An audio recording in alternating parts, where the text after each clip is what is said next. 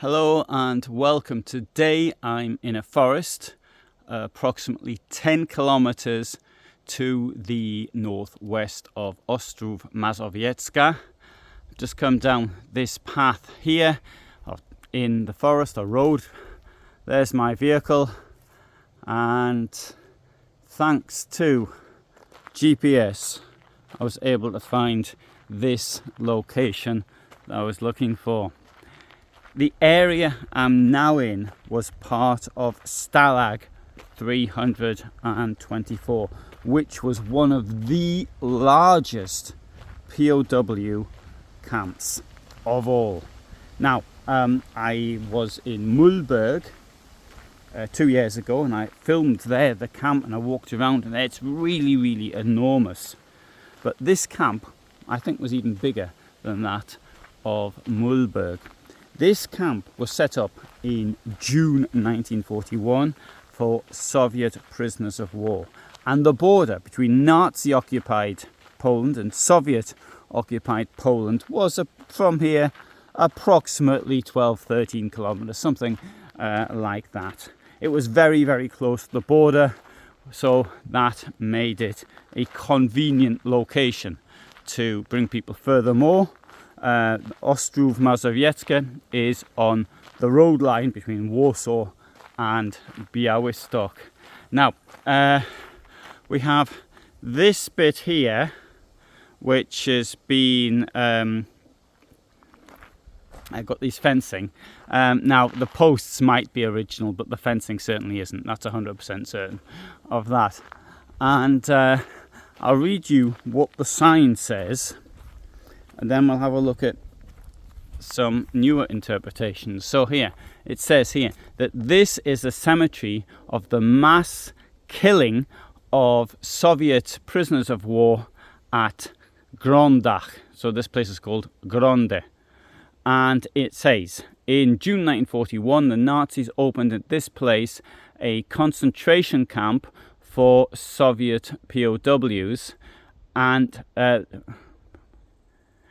in this camp, as a result of inhumane conditions, the bestial treatment and murder of the prisoners during the existence of the camp, 41,000 Soviet POWs died. So it didn't sound very fluent, but if I were writing it down, it'd be a bit more. Now, here's something which has been written more recently. That sign dates the 1960. Okay, I'm going to read this to you. So this is in the area of Ostrów Mazowiecka information, and it says here, Grądy, Stalag 324, cemetery of Soviet soldiers, one of the biggest camps of the Second World War in the general government, covering the cemetery covers 157 hectares. At least I think it's 157, or is it 1.57? Sorry, it's 1.57. That makes a bit more sense. The camp, though, was pretty large. In Stalag 324 were imprisoned around 120,000 Soviet POWs, of which 80 to 90,000 died. And that's according to Ostrów Mazowiecki and its area, written by M. Martinczak, published in Warsaw in 1987. Now, I'll just point out that the book on Stalag 324 and 333 by Mr. Martinczak, published in 1978 by the Polish Ministry of Defense, is the leading source that we have on this camp, or these camps, but I'll get on to that. From October 41 until the autumn of 1943, the camp was part of Stalag 333. So that was the main camp that was based at Komorów, which is to the east of here, but it's about to the east, about 5 kilometers to here. The terrain, the area of the camp was surrounded by barbed wire, and there were no buildings for the prisoners of war, so they had to dig holes in the ground and live in these holes in the ground. in 1952-53, there were 6 areas for the cemetery were built and surrounded by concrete, and in which 81 mass graves were placed. The pine trees were planted around, so this symbolises the forest of remembrance for the Soviet POWs. And the main area of the cemetery is a monument which was put up thanks to the citizens committee to protect the monuments for the fight and martyrdom in Ostrów Mazowiecki, and unveiled on the 22nd of November 1962. Right, now, so when the monuments were put here in the early 60s, it was believed 41,000 people, Soviet POWs, were killed here. And now normally in communist times they exaggerated the number of deaths. So you've got for example, the Auschwitz monument where it said 4 million, when it was later then revised to between 1.1 and 1.5 million. Here, what we've seen, it went the other way. We now believe that at least 80,000 Soviet POWs died here. One of the reasons I think for this is the way that the communists, the Soviets, sort of changed their minds. They pretended that their losses were less immediately after the war, and it was then they put it into larger numbers later. And obviously, it's very difficult to tell, but we do have the census figures from the pre-war time, which I think are actually accurate, and then we have the post-war census. But the problem is because the borders changed, and this makes things even more difficult. Okay, so I'll read this to you. It's written in Russian and in Polish. I'm going to read from the Polish. So the Russian's slightly different, but in slightly different order.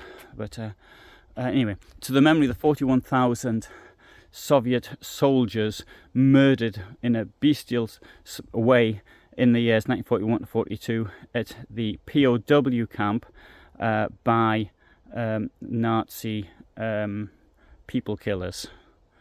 Sorry, again, I'm just doing off the top of my head. I need a bit of time to think about it. People killers, that's to say genocide, that's the word.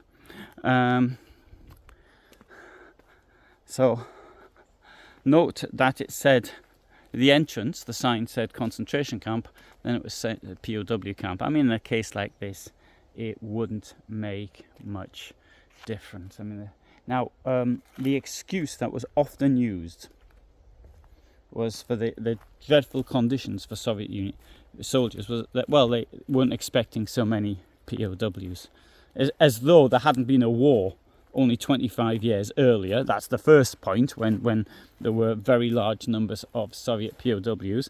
They were planning the war. Admittedly, it mightn't have got down to some people, and they should have known. They should have known that we're going to take this many POWs. Not only that, the setting up the camp, it shows that they knew that the POWs were going to be coming in here. Now, for Stalag 324 as such, I couldn't find any eyewitness account, or so far I haven't found any. But as far 333, I have found. And yesterday I translated one, and in this we can see the people the Polish people who witnessed this, the accounts that it's given of the arrival of these prisoners, the condition that they were in, because they'd come from a very, very long way. In the case of this witness, the prisoners came from the encirclements in the Vyazma-Bryansk battles of the autumn of 1941. And I mean, huge amounts of people taken prisoner, and the conditions that they were brought in. And in this case, they had to walk from a railway station to the camp, and the walk itself, I think he said 6 to 7 hours to do a couple of kilometres, because they were in such terrible condition.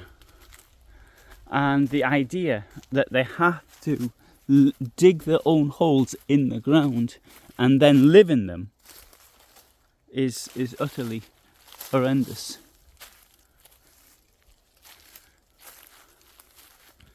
I think that hole there looks as though it may be from an archaeological dig, but there's no archaeological signs around.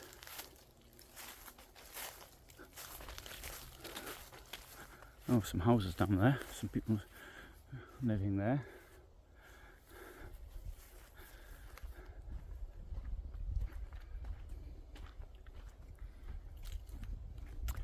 Let's see how far it goes just by walking down here.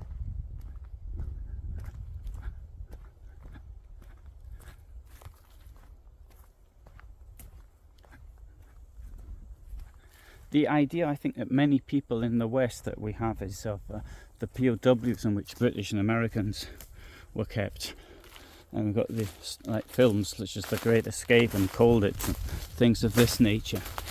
And whereas things maybe weren't super tough, they were able to live, and they were able to plan these escapes, and they had food for the escapes and things like this because they got Red Cross parcels. Soviet soldiers got none of these things. The excuse given by the Germans was that the Soviet Union hadn't signed the Geneva Convention. I think that's just an excuse myself. It's not only that though, it's this huge amount of potential workforce that they lost as well. These were people who could have been working in the fields in Germany, or even here, making up for the shortage of labour. Now, Geneva Convention doesn't allow prisoners to work in war work, so they're not allowed to produce arms, for example, but at the end of the day, anything you're doing during a war is effectively war work. So if you're producing food, for example, then that's allowing somebody else to produce guns.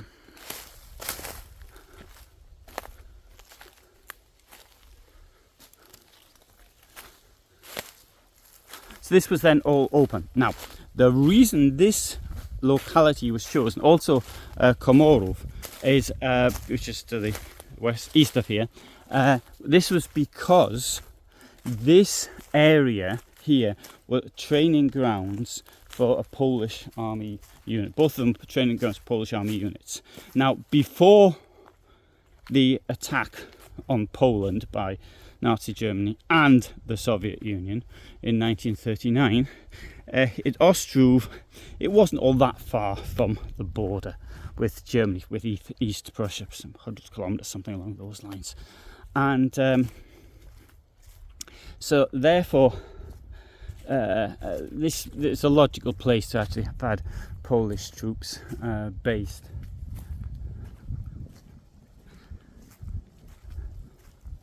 And I'll take you out as well. It's at least it's still here, but I get the impression no one else has been around here for a very, very long time.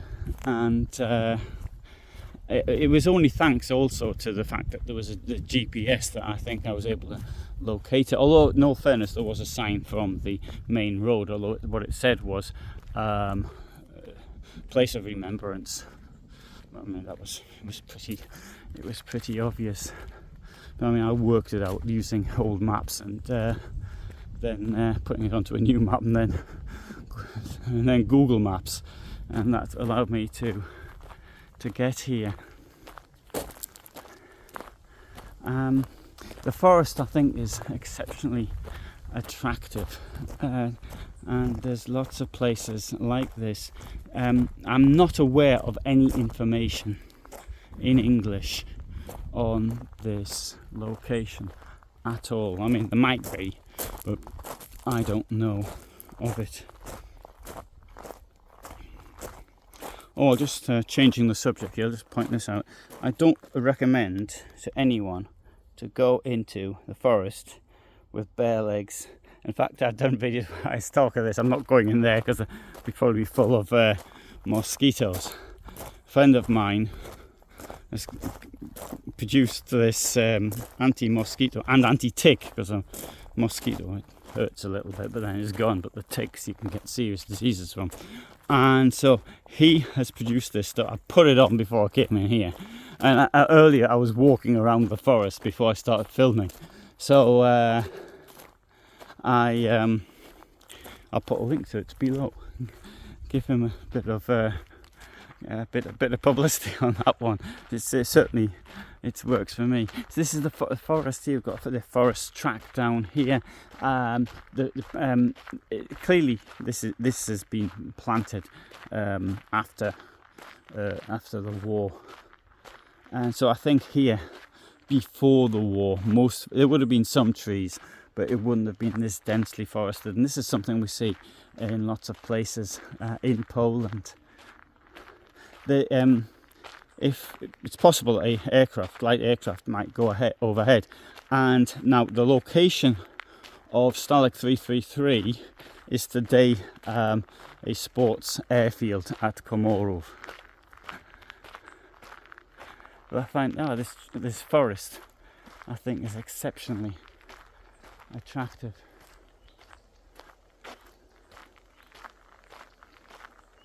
Although, I need to point out, I prefer mixed forests with various species.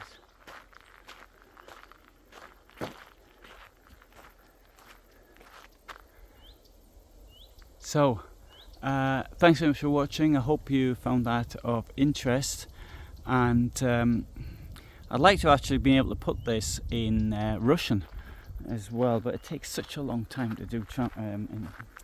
And then to put everything in the correct place, and ages doing translations on things.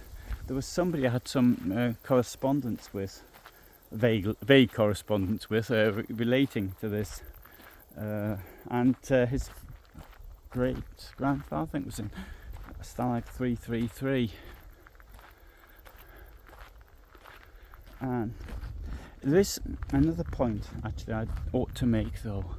And it's this: it's the way that the Soviet prisoners were treated after the war. They were treated as criminals.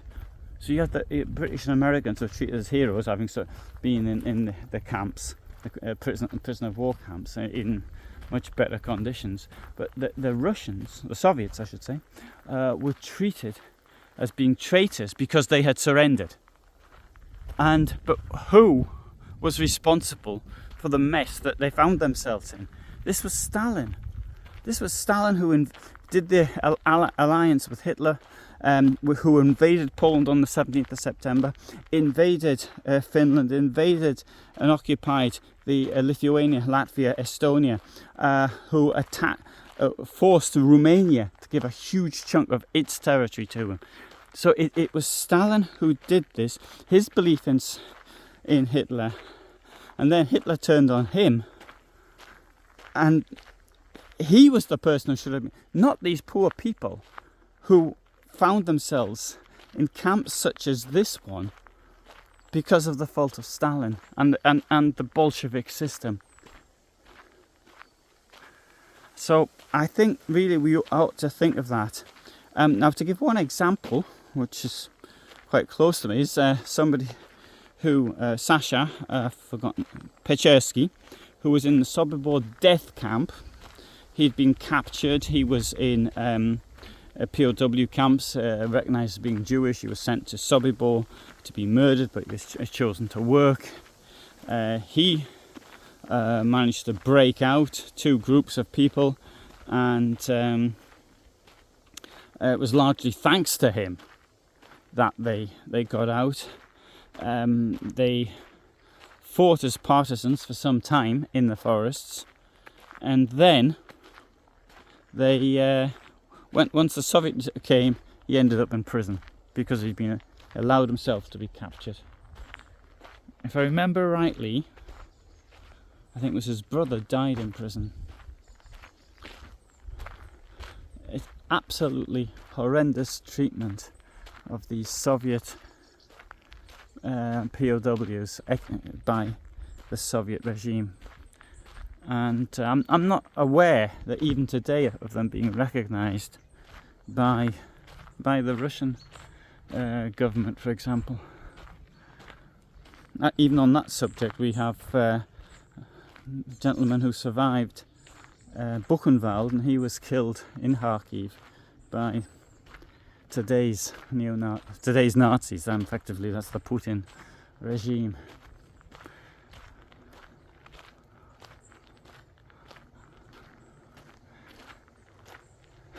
Yellow bird flew across. I couldn't. Obviously, in the camera, it's even more difficult. Okay, thanks very much for listening. Anyway, and